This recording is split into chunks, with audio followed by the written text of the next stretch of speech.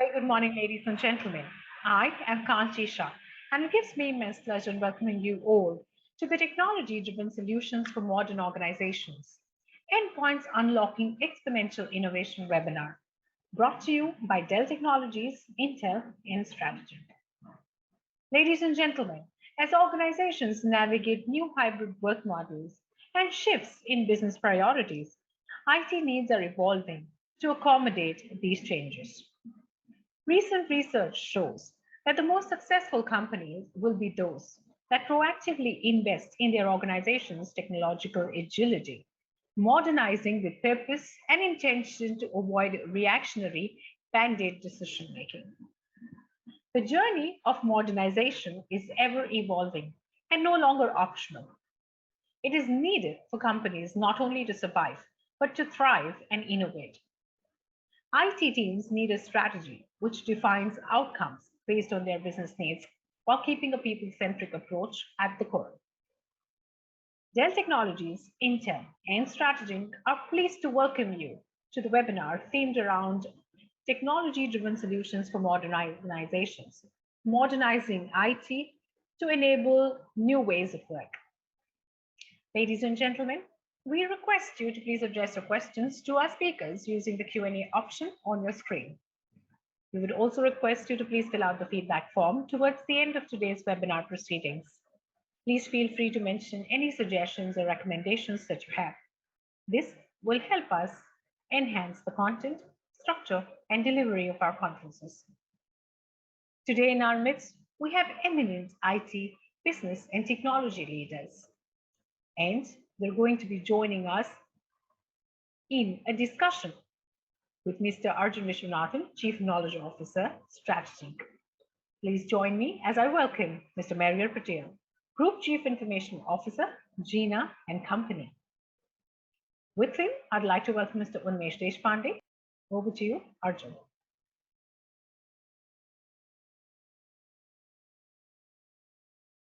Hello and welcome. I'm Arjun Vishwanathan, and I warmly welcome all of you to the Connected CIO series, where we are going to be talking about the AI imperatives or the artificial intelligence imperatives to be able to unlock the future, in a sense of the word. And I'm going to be joined by two very, very eminent gentlemen today to talk about how increasingly cognitive technologies seem to be the fastest growing area in modern computing today. Applications that previously required human intelligence, including data analytics and complex processing, statistical modeling, and visualizations, are now perhaps augmented by powerful machine learning algorithms, shortening the time between ideas and results. And increasingly, as digital transformation efforts and initiatives and the race to hypercompetitiveness accelerate, industry is demanding workstations and endpoints that deliver the power to deploy and manage cognitive technology platforms, including ML and AI. And of course, deep learning. And to talk to me about all of this and what promises to be a fascinating set of dialogues, please put your hands together to welcome Mr. Mariar Patel, the Group CIO for Gina and Company. Mr. Patel, welcome, sir. Delighted. Thank you so much, Arjun. Thank you, sir. And Unmesh Deshpande, who till recently was the Chief Technology Officer at Kingsway Hospital and is now a Principal Technology Consultant to industry as a whole. Unmesh ji, welcome. Equally delighted, sir. Thank you, Arjun. Nice to be here. Thank you. I'm going to directly jump into it, gentlemen. Mr. Patel, with your permission, if I could come to you. If you were to condense the learnings of the last 2 years,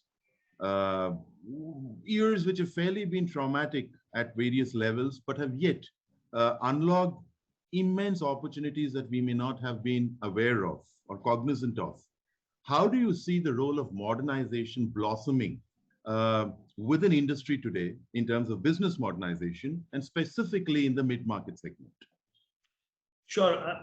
Arjun, I think this is a very imperative question in all our minds, especially the CXO levels. So when we work closely with all the other heads of the departments, we see that here it's not a technology game plan alone. It's a business transformation journey. And that journey in the last 2 years have actually widen up the space of quick enablement, quick opportunity grasping, looking at new ideas in each of the industry that we serve, and also to see how each of these businesses make sense with technology, right?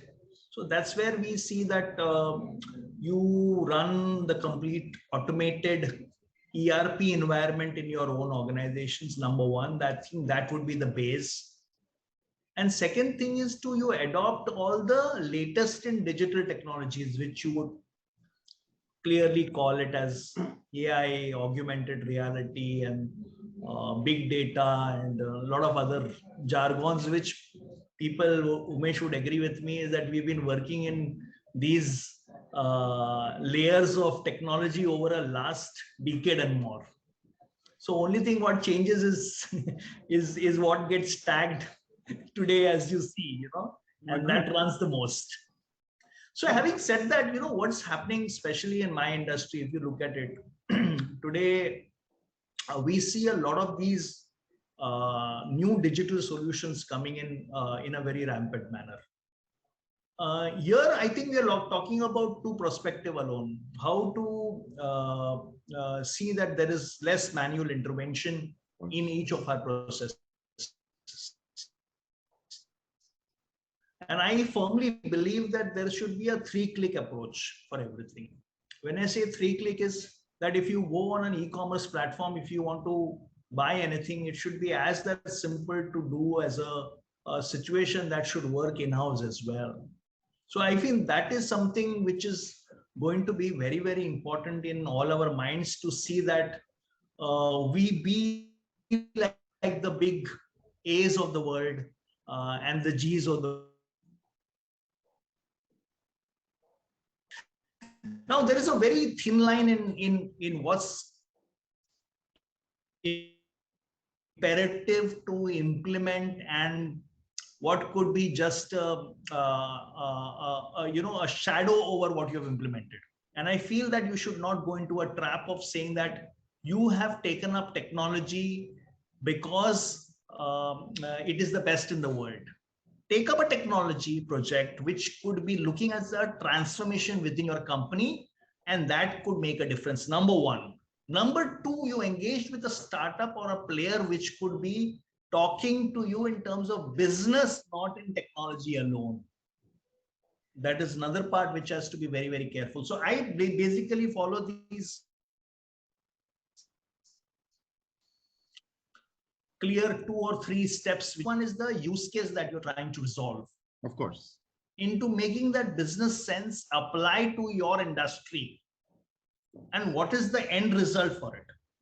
No, I couldn't agree with you more, sir. With your permission, if I could take that to Unmesh. Unmesh, I think what Mr. Patel just articulated was supreme in nature, because my question to you is, in this overall conversation or the dialogue on modernization, do you feel or don't you feel that in a sense, the entire journey is one of being able to embed digital into the very fabric of the enterprise and therefore bring about a convergence of human capital and technology to fuse together?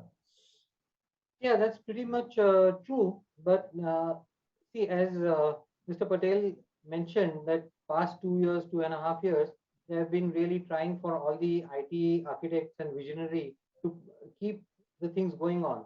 And at the same time, this particular threat posed as a challenge, which was an opportunity for all of us to really gear up beyond our capabilities. Of And course. we really scaled up. And fortunately, all of us were able to keep all the lights green and ticking. Having said that, what we realized is in the example which Mr. Patel cited about the ERP, even in healthcare, there is a ERP which is called as the HMIS. Correct. So the HMIS system, which was BPMN 2.0 compliant and had all the golden workflows, which were decided and guided by, let's say, NABH and other healthcare standards, these players really did well. And the people who had home cooked or raw kind of a software setup or some application doing something, they were not able to keep up with the pace of modernization that was required. The clear paradigm shift between the approach of the clients for the healthcare, that is the patient and the relative, was earlier they were happy with a phone call. Now they wanted an alert SMS followed by a WhatsApp and a chatbot really guiding them through their problems. Not only that, they expected a video platform coming on their phones. So this transformation was a key driver for all of us in healthcare to really excel on our technology front. That's actually interestingly put, sir, with your permission. Mr. Patel, I liked what Unmesh just mentioned, because doesn't it all boil down to experience? At one level, you're looking at experience for your customers, but equally experience for your employees is equally important. Increasingly so in a ecosystem today that boasts of one that is a hybrid workplace.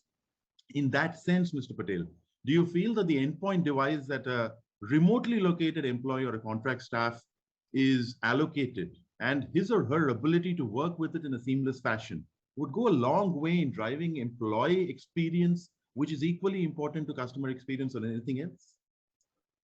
So Arjun, I think Umesh got out a very important point, and I have been talking about this for a very long time in terms of a user experience design. See that you will be very familiar with a lot of companies using the word engineering, Of course. re-engineering, redesigning, reworking on what you run as a process. And today, that engineering part, today, there's a lot of companies call that digital solution or IT team as engineering teams. And you will see this word in the startup industry, especially. You know, when they design a system, whether it has to be used internally or by an external customer, whether it's a B2C, B2B, or whatever area, I think that user experience design plays a very important role in today's context. You will be surprised that the processes which are having 10 touch points of processes could be easily go to 2 or 3. And that is something what technology should be able to deliver in a process mapping and redesigning of how the whole process has to work in terms of a technology deployment. And that is going to be our biggest change that we as CIOs has to drive within the organization. And I tell you, this is not a cakewalk. It doesn't happen just one day. Because I've worked on various SaaS platforms presently also, including the big fives that I'm implementing right now.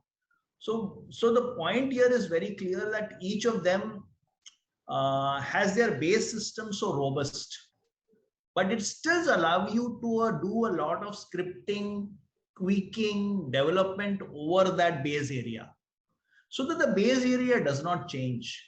That's very, very interesting. Unmeshji, if I could come to you, with vast amounts of data today, of course, in Mr. Patel's industry, which is supply chain and logistics, in your industry, which is healthcare and patient management, you're working with vast amounts of data, and therefore, doesn't it become incumbent upon organizations to assist the staff or the employees that are working on such data and platforms to be given the kind of powerful machines which have embedded layers of artificial intelligence and machine learning to be able to genuinely drive intelligence at the point or the juncture at where the data is generated? In my opinion, the endpoints, as the technology and the years progress and we go into next decade or something, they should become leaner and leaner. And powerful. And powerful. So what it should have is, it should have minimal local storage, but a pre-embedded dedicated machine. So there could be a computing device for healthcare. There could be a computing device for logistics. There could be a computing device for chemical industries. And this will be a specific team, specific players or elements in the entire IT architecture of that enterprise. Now, coming back to the data part of it, from a distributed database architecture, with multiple tables in a RDBMS and then connectors written and getting the results, the efficiency overall of the compute engine comes down. So if you have an automated ETL process and a single data lake architecture, while you do your BI analytics and business information standards or any dashboards, single data lake architecture will always come out with flying colors, because data is always there on a monolith platform. To connect your probes and fetch it, it's the way you have to write the rules as per your business. So it becomes a malleable and a ductile kind of a fabric which can be used and consumed by anyone. No, very, very interesting, Mr. Patel, which is what makes it an observant point, which is that the concepts of work as we knew it have also changed. There's a fair establishment of the hybrid workspace. And increasingly, the expectations of organizations in terms of the abilities, the accountabilities, the roles, and the skills from their employees have also gone through a fair bit of transformation over the last 2 years when we were all cooped up at home. In that sense, there are two fundamental questions which are both connected, which is one, do you feel that the nature of work stands fairly transformed today than it were about 2 years back? That's number one. And therefore, number two, bringing you back into the endpoint conversation. Does the organization's ability to give me a powerful, good machine to work on help the organization achieve far more incremental metrics of productivity, efficiencies, collaboration, and perhaps innovation in the entire journey somewhere? Yeah, Arjun, I think some of the points which are very important for us is to being agile, right? Yes. Accept change, make the change happen, right? And I think not only the last 2 years, that's been the technology forte. That's what the technology drives today. It's not just the 2 years. Earlier also it was agility, change management processes, how to work better.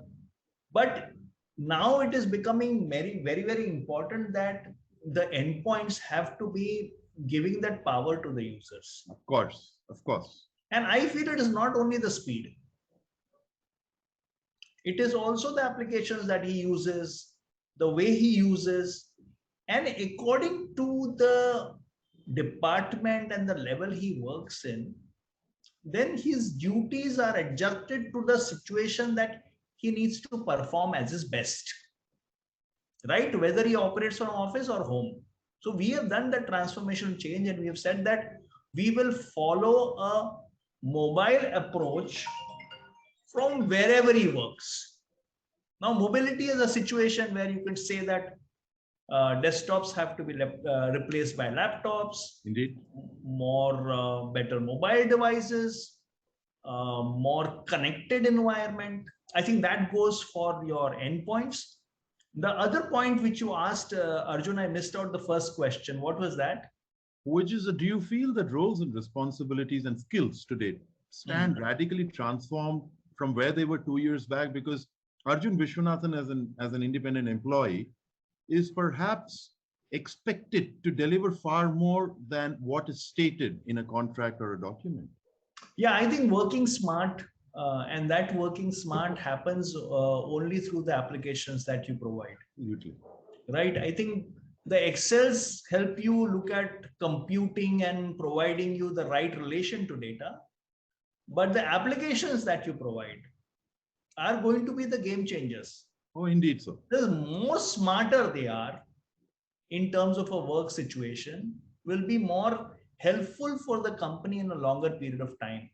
See, I think the end objective is to serve a customer, number one. How do you serve the customer? The employee should be efficient in terms of running an environment, whether it's an application, whether it's a database, whether it's a reporting, whether it's a dashboard. Of course. I think some of the tools in amalgamation of the way you provide these automation tools to the employees is going to really make sense. So I'm just telling you one more example, a real life example that we're using, and we are doing the transformation. We are looking at complete new financial management tool, and that's what we are trying to see, that it comes into a play into what we were traditionally running and how we're running. And this is, in any new implementations, these are the risks involved. Of course. And obviously, there are time frames of implementation. So there is a curve involved to it. So, but you as a CXO, you need to be ready and prepared that nothing comes off the shelf or it's not as a fly mode. Of So course. it goes through the curve of implementing a system which is going to take its time into a real life, realistic requirement as a process for the employees. And that is going to be a better thing that we have to work on. I do completely agree with you, which is why, Unmeshji, my question to you, therefore, is in continuation to what Mr. Patel just articulated, which is, therefore, do you feel, having observed industry, not just over the last very many years, but also over the last, let's say, 2.5 years, where we've truly seen disruption, is that for organizations that are attempting to be more intelligent in the future, or rather the intelligent enterprises of the future, for organizations that are planning to be or attempting to be more resilient, more nimble and agile, and obviously accelerate their value and strategic board metrics, the ability is kind of going hand in hand with an employee's ability to function better, which as a factor comes down to the endpoint that one uses?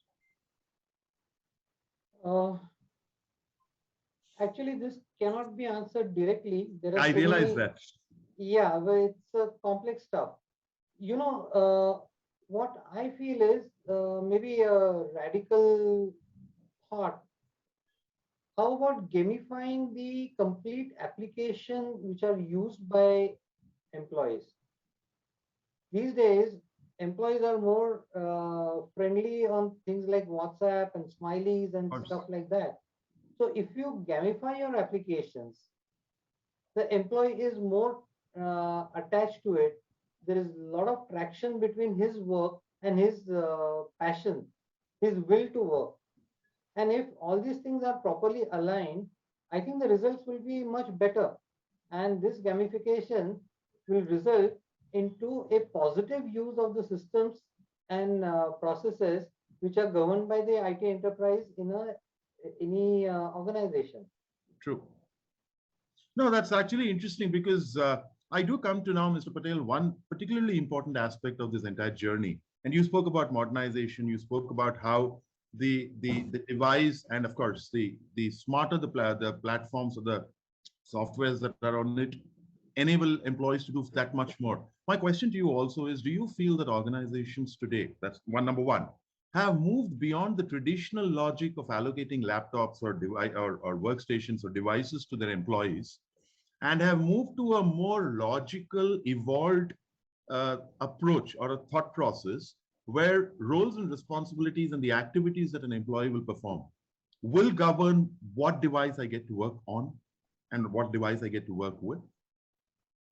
So I think every organization would have a mix of an approach. Okay. Some of them would have looking at providing a suitable configuration for the work you do. Others would have looking at a situation that okay, bring your own device, and each of them would have their own governance as an IT policy. So I, as an organization today, I follow ISO 27001 ISMS, certified 4 years in a row, and we see that today the choice from my organization is that I provide the devices to my users. Of course. One, that the data is still internal.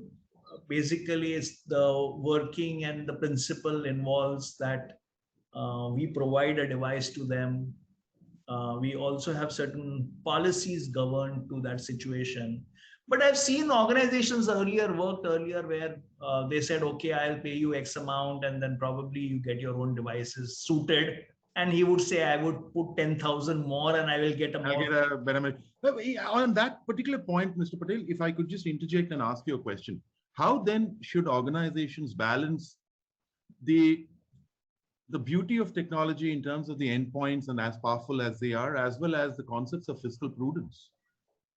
Because, well, there are finite budgets at the end of the day, and we can't pay Yeah, ourselves. so I think the justification would be that you do a due diligence in your organization into looking at minutely at the level of people, the department he works in, and then allocate and do an proper device mapping technically.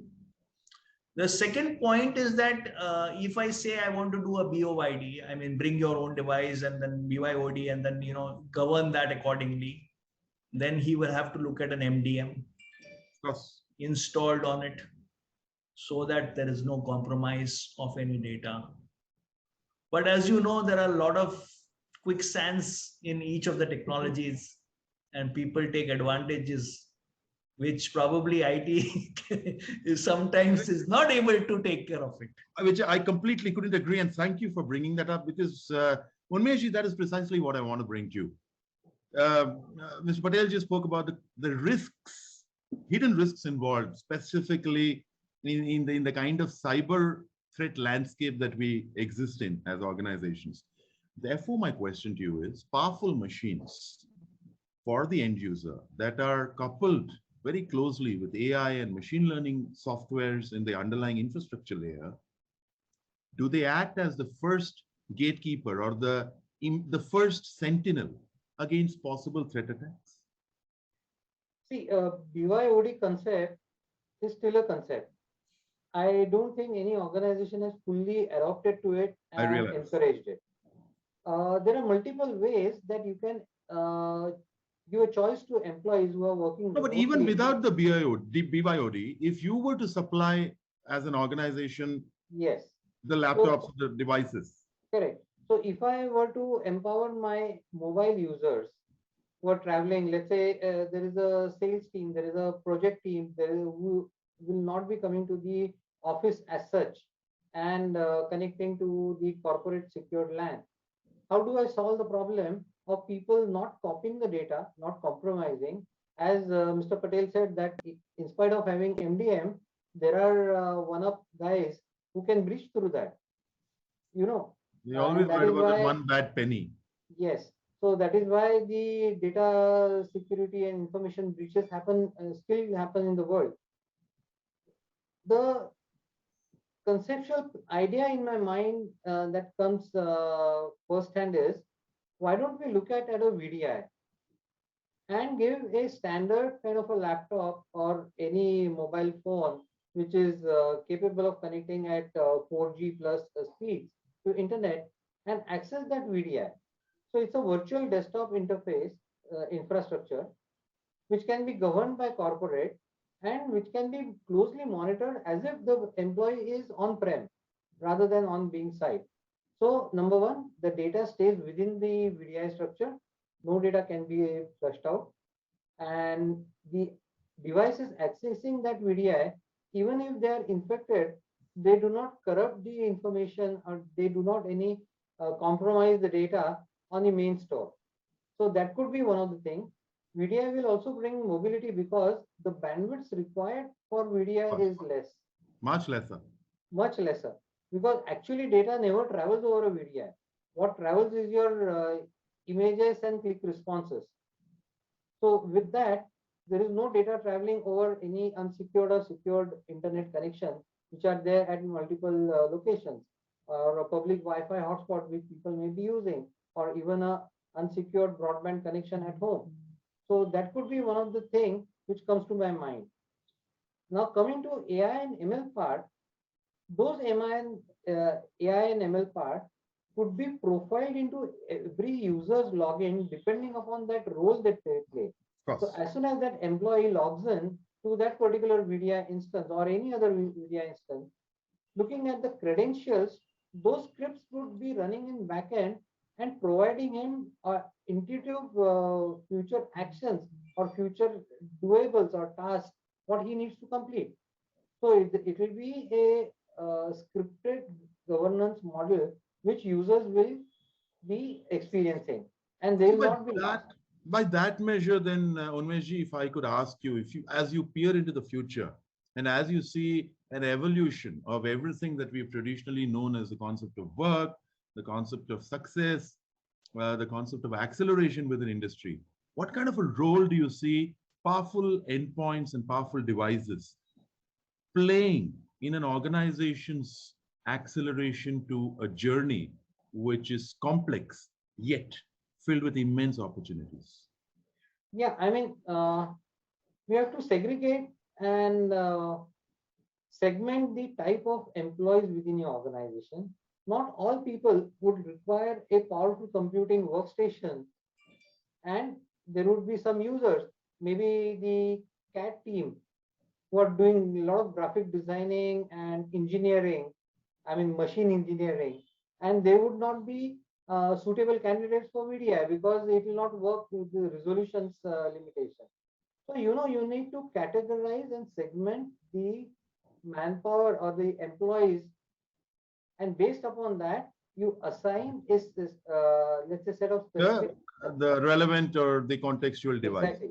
No, I agree with you, sir, because I do have a view on the clock. Mr. Patel, the same question to you. What do you see the role of endpoints as Indian industry move towards uh, a brighter future? But I also have an important question to you in conclusion, which is that Unmesh ji spoke about the concept of profiling users of the endpoint.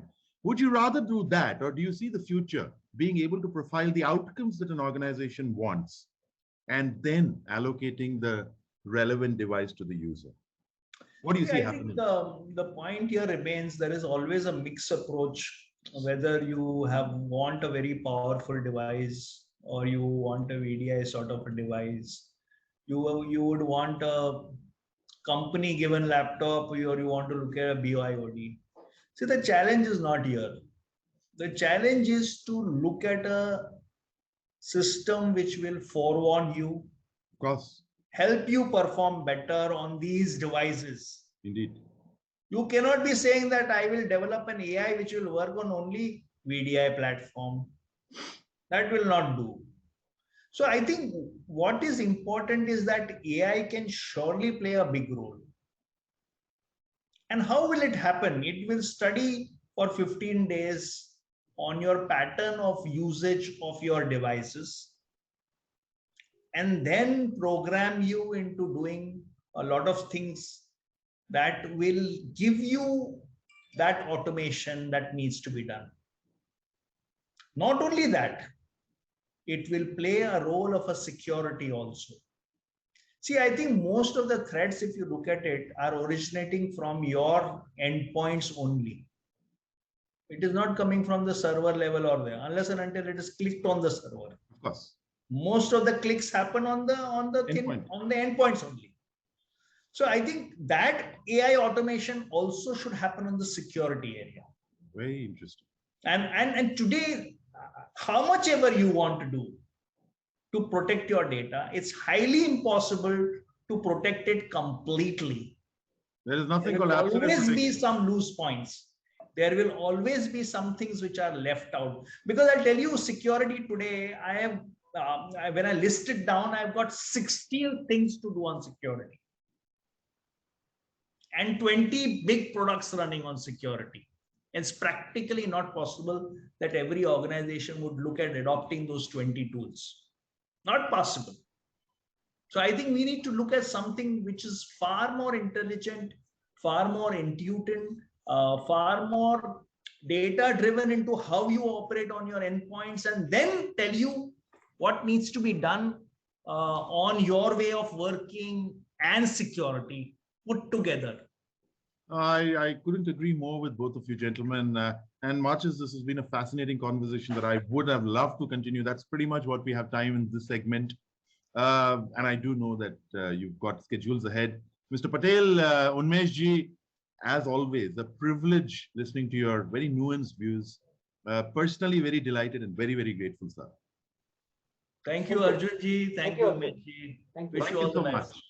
Thank you. Thank you. And ladies and gentlemen, that was me in conversation with Mary R. Patel and Unmesh Deshpande in a fascinating conversation on the modernization of the endpoint for the intelligent enterprises of the future. Stay tuned and we'll be back with the next segment in just a moment. Thank you very much, Meher. Thank you, Unmesh and Arjun, for that very encouraging and engaging discussion. Up next, ladies and gentlemen, is a success spotlight fireside chat. And I'd like to welcome Mr. S. Radesh, Director and General Manager for Medium Businesses India at Dell Technologies. He is in a conversation with Mr. Arjun Vishwanathan, Chief Knowledge Officer, Strategy. Over to you, Arjun.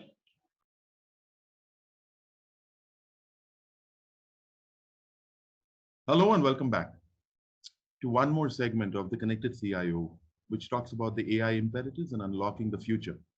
As Indian industry gears up to seize the opportunities of the new year, much of them obviously enabled by the power of technology, CIOs and IT leaders are perhaps mandated today more than ever before to solve complex problems with technology that is made for innovation.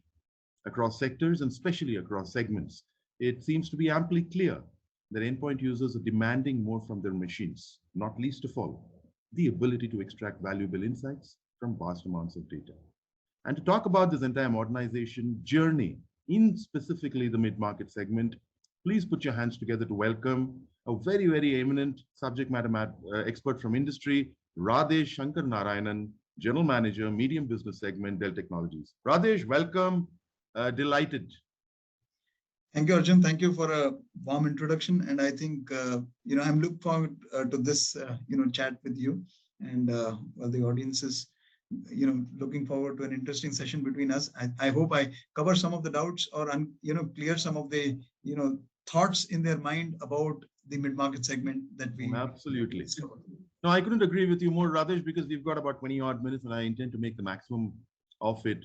Is one of the questions that I have or the observations is that, see, if 2020 were to have been the year of disruption and 2021 classically the year of transition, in many, many ways, in a sense of the word, 2022 promises to be the year of acceleration and modernization. In that sense, Radesh, what is your perspective on why in the mid-market segment, there is no better time to modernize than today, ever before, both in terms of business modernization and therefore as a byproduct, technology modernization, which equally becomes the imperative. Radesh. Hey, exciting question because, you rightly, summed it up, the 2020 and the 2021 and the way forward in 2022. Now, if you were to look back, I'm sure you would have read it across the board in various media segments, as well as whether it is electronic or virtual. You would have heard about, India being at the, juncture where this decade, from a business standpoint, belongs to India. Now, from a GDP perspective, every growth element, kind of alludes to that. That given the way we are structured, a democratic nation with a healthy investment coming into different sectors, we are well poised. And now it's, if you look at the last couple of years, you would have seen so many small organizations mushrooming. Now, today they are called startups. And then they've been given a new name as well. The Sunicorns, Minicons, Unicorns, and the rest of the cons. Now, to the people who are not in the industry, they will be wondering, what are these cons? Are these sweet cons or American cons or whatever? But I guess the owners, the founders of these cons are laughing all the way to the bank. Why? Because they seized the opportunity in the marketplace. They had a value proposition which appealed to the investors. They saw that there is opportunity to invest and reap dividends. Why? Because India as a subcontinent, you would have seen, has embraced this technology, given the fact we went through so many disruptions, not just the pandemic. Prior to that, also multiple disruptions. I don't want to name it, but we are one of the few countries in the world where, UPI has been adopted in a very, very efficient manner. And what does it mean? Power is in the hands of the people, the common man. He can transfer. You don't have to have access to, physical cash to do any transaction. Now, what does it mean? While that's an end product and that's an outcome, what it also means is there are lots of small organizations which are working to create that code, which helps us attain this. If you were to go back in time, we would have said this is impossible in India. Given the fact half of our country believes in dealing in cash and the other half believes in credit cards, today, if you were to tell me 10 years back that we would be using the mobile more than the credit cards, I would have said, are you joking? Indeed. So this has been a revelation. Now, during pandemic, we've seen organizations scale up because we understand that MSMEs have a huge role to play, because if any country has to scale forward, there has to be lots of employment generated. There's a lot of investment. There have to be a lot of expenditure. So it's a cycle, and for that to happen, MSMEs have to scale. MSMEs to scale, they have to have better value proposition to their customers. Now, for that to happen, they should have right business, template to enable that business. They should have the right access to the right infrastructure, be it the from an IT standpoint or from a resourcing standpoint. They should have the right infrastructure to enable them to have access to huge business opportunities that are there in the country today. And as such, the single most impediment to this has always been the mindset that most of the MSMEs carry, that should I or should I not invest? They look at the cash flow, they look at their overall thing, they keep postponing it. What they don't realize is that if they embrace technology, they can do things faster. Of course. Compared to the things in the past. The latest product is able to expedite things which would have taken double or 2x or 3x of the time in the given, in the past. Productivity. That is what I'm referring. Second part is employee retention. MSMEs are always poached by enterprises because they are the place where people hone their skills, learn. The training schools, the training grounds. Training grounds. So if you need to retain talent, you need to provide the near enterprise kind of experience to your employees. They are these days the large enterprises call that you have to enhance the employee experience. What is employee experience all about? It's not just about fancy offices. It's not about fancy settings that the employee decides or he demands or he wants to have. His basic amenities is what he demands. He needs a place to sit and work, and he needs the right product on which to work on. By that mention, Radesh, if I could interject, Sure. I heard your articulation. I thought it was brilliant, and I, in a very considered manner, took down a few points that you spoke specifically about the MSME or the mid-market segment, where you essentially said it's been established that the segment, by and large, has the right positive temperament and the attitude, uh, the sentiment to be able to want to accelerate, and the appetite today to be able to want to invest. In that sense, how do you converge this with the whole story going around the mid-market segment equally generating so much of data today for them to be able to drive hyper competitiveness, acceleration of rate of innovation, and boil that down to Dell Technologies' narrative on the whole concept of powerful machines which have AI and machine learning embedded in their very infra layer? So, Arjun, interesting point, and a complex question which has forgive me for that, please, Radesh. No worries on that part. But yes, so what do MSMEs need? They need to be able to have. They need to be able to have an understanding of the marketplace before time, right?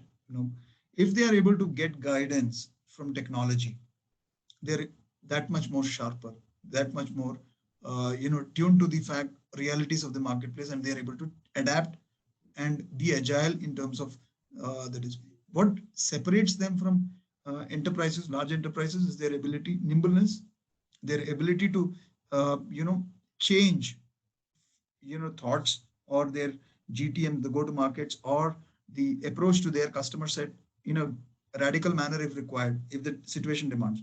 Because by being a small organization, they are able to adapt and change the way they work. Now, why is it important that they look at technology? Because technology is, it resides in terms of, if you look at any machines which are there coming from our side, or, we have, like you rightly pointed out, machines with intelligence built into them, machine learning as well. Now, what it helps is that customers are able to take advantage of it and use it in their day-to-day work. And using that, they are able to gain insights. And how do they utilize those to enhance productivity, enhance where the next business is likely to come from, use that to find out the next big business opportunity within their mind, the right opportunities within their fold, look at the next possibilities of in terms of platform improvement. Maybe fine tune some of their platforms to basis the insights coming from deploying these AI and ML, uh, you know systems in your place. You're able to efficiently manage, navigate your way through tough and difficult situations. We've seen these happening in more and more organization of late. uh, if you were to look at our participation in these segments, we are by and large leaders in this segment. Whether you look at it from any product segment, whether it is from endpoints right up to the server storage, right up to solutions, requiring, cyber recovery kind of CRS as well. We are way well engaged with our set of customers across the in medium business segment, especially the what you mentioned or what you alluded to, the MSME, fastest growing segment in the world. Well, Rajesh, you make a compelling argument on the, if I were to mention this, on the benefit and the beauty and the vast amounts of value that investing in infrastructure, as you have mentioned in this format, will bring to the MSME segment. And it is a compelling argument, no doubt about it. However, for this particular segment, there's also the consideration of fiscal prudence. And the reality of it is not every organization is going to give or is going to have the possibility or the ability or the capacity to give everybody the beautiful machines that we're speaking about. How do you, from a Dell Technologies perspective, bring about and balance that narrative for these organizations in the segment? Maybe we've worked with the say customers. Who are we? We are one of the oldest startup in this world, right? Who better than us to understand and relate to the organizations these are out there trying to carve out or trying to become one of the biggest in the world in the times ahead.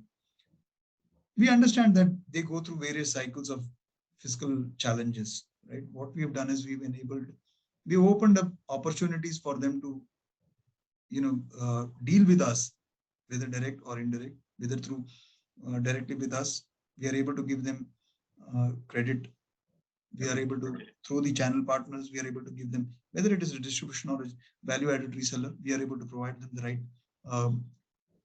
financial you know uh, deal that they would are looking for. If they are looking at a financial partner, for example, a financing company, be it through a leasing option or a pay as you grow concept as well, or a rent kind of a thing, rental. We are open to any and every way to for our customers to engage with us. Finance is not the showstopper for them, because we believe that if they have access to the right technologies, finance should not be the uh, showstopper for them, because they are going to need these systems. And once they have it, they will grow faster and they will be able to make more and more money using these systems. And over a period of time, things will become clearer. That's well articulated, because you certainly enlightened us on the entire purchase angle of the scheme of things, of the investments into superior endpoints that are powerful and more intelligent than they were ever before. But there's also a question that, which is a constant refrain from within industry and within this particular segment is, and I'd like you to help us understand that, and this wonderful audience that's tuning in with us today, is how do you quantify the business benefits of an investment which is going to be fairly sizable, and how do you quantify the value that it will generate, whether it is in terms of productivity, because you just spoke about helping them grow faster. Grow faster has multiple connotations. Of course, you spoke about revenue, but there are multiple variables. There's productivity, there's the ability to innovate, there's the ability to differentiate, there's an ability to increase agility. In your sense of the term, how does Dell Technologies' narrative build into quantifying the benefits of endpoint modernization? See, if you were to look at it, employee experience is what we term it as, right? When you look at employee experience, when in the from whether it is from being able to conduct their work in a faster, better manner, or uh, using collaboration tools, using better facilities from our side, if they're able to work, productivity increases. Now, if you were to look at a 4 or 5 year horizon, and what could be the value of a device, take a ballpark of anywhere between $800 to $1,000. That is also on the higher side. You It could is. even say 600 to $800. About $750, $800. So 600 to $800 if you take it as a 4 to 5 year horizon, especially in the MSME segment. We are talking about, even if you consider 200 to 250 days in a year of work, how much does it come to across a 5 year horizon? That's very important. That's an Okay. interesting aspect, of course. We keep boiling the ocean for, negotiate hard and get that every penny saved. But is it really meaningful? Because the kind of MSMEs these days are looking at is a much larger picture, a much broader agenda. This is least of their problems. Actually, I think I would like to take this opportunity to tell the customers who are, sitting on the fence to jump onto the bandwagon of, IT development from a perspective of, changing their infrastructure quite quickly, because finance should not be the least of, should not be the problem statement for them. If they were to look at it holistically over a 5 year horizon, it pays for itself much more than No, ever. I think that's powerful as an argument. But I do have a view on the clock, Radesh. Yeah. One important question that I do have, and one observation equally, is that uh, for many years now, Dell Technologies has been perceived as partners in progress to industry, and especially the mid-market segment. In that sense of the term, what innovation can industry and the mid-market segment expect from Dell Technologies themselves to be able to power organizations to becoming more resilient, more intelligent, and of course, leap into the future in a more resolute manner? I would like to answer this in two parts. Please do. From first of all, Dell Technologies as an investment or as a commitment to India is, manufacturing under the PLI scheme notebooks in India. I encourage each one of you to encourage your team members to look at this as an option, because it does for the country at large is that we are creating more employment. We are creating more employment. We are creating more industries here because we are sourcing components locally. So that's one aspect. So I'm not trying to be jingoistic here, nationalistic fervor, but that's the responsibility of every person to look at what we give back to the society. We are creating employment in a way. If every one of you could contribute to it, it serves the nation's purpose, right? Second part, Dell as an organization charter, definitely we are here to make revenue and margins, of course, for our organization. But having said that, from a social standpoint, we associate ourselves with many projects, sustainability one of them. Apart from that, what we are also doing from a business standpoint is also allocating some amount of our time for some of these MSME segment customers. Now, today, a better name has been created for them. It's called startups. Okay. Along with the government of India, with the MeitY, we have come up with a charter where we are working closely with the Niti Aayog as well in terms of providing mentorship to some of these budding entrepreneurs. Now, what is happening is these entrepreneurs sometimes lack skill or lack awareness about how to grow their business, either from a GTM perspective or from a financial perspective or from IT perspective. If any of these issues are there, we are, as leaders in our respective zones, we have enough expertise within our organization. We have cleared up some of our time to help to help serve the society in a better manner. And I'm, using this forum, I also expect a request, some of the budding ones who are there. We are more than happy and open to, supporting the, growing MSME segment in a small way. It's impossible for us to go out and support each and every MSME member, but if there are some deserving cases, definitely we will put our hand up and be counted. Couldn't agree more, Radesh. But that's pretty much what we have time for in this segment. It has been a fascinating conversation, Radesh. I do acknowledge the fact, and do kindly forgive me for some of the questions being fairly complex, but it is, I think, in the overall interest of folks to be able to try to cram in as much as possible. Absolutely. Thank you so much, Radesh. It has been a Thank you, pleasure. Arjun, and it was a pleasure talking to you and through you to the Audience. audience as well. Thank you. Thank you. Ladies and gentlemen, that was I in conversation with Radesh Shankar Narayanan from Dell Technologies on endpoint modernization in the mid-market segment. That's all from us here for now. Stay tuned. We'll be back with the next segment in just a moment. Thank you very much, Radesh and Arjun, for that immensely insightful and enriching conversation. With that, we'd now like to play a short video on your screens.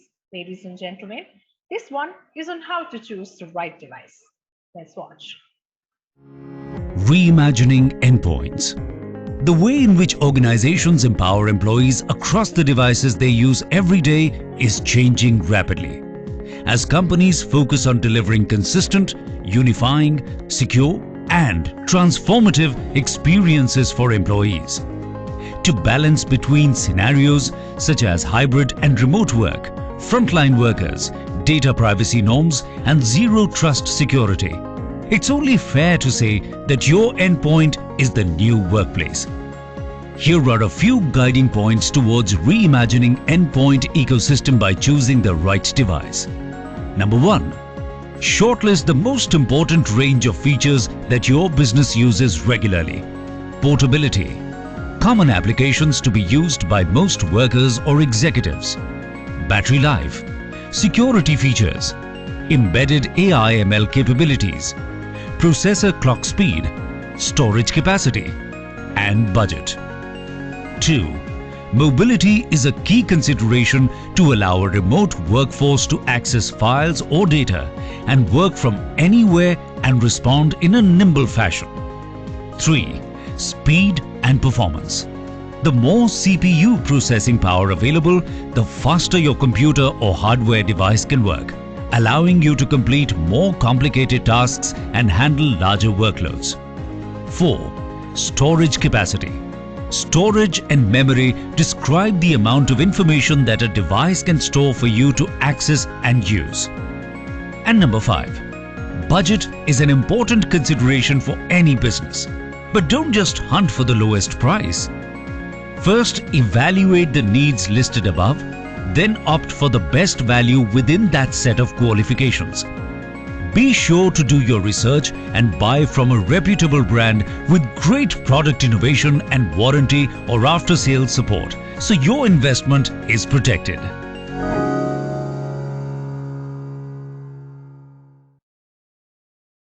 Thank you very much, everybody, for your attention. With that, ladies and gentlemen, it's a wrap. I hope that you found today's proceedings at the technological driven solutions for modern organizations and finds unlocking exponential innovation webinar insightful and fruitful. Thank you all once again for joining us today on behalf of Dell Technologies, Intel, and Strategy. I would request you to please take a few moments of your time and fill in feedback forms. Your feedback is very important to us. It's invaluable, so please feel free to mention any suggestions or recommendations that you have. With that, ladies and gentlemen, we'd like to sign off and look forward to welcoming you at our upcoming conferences. Until then, stay safe, stay healthy, and have a great day ahead.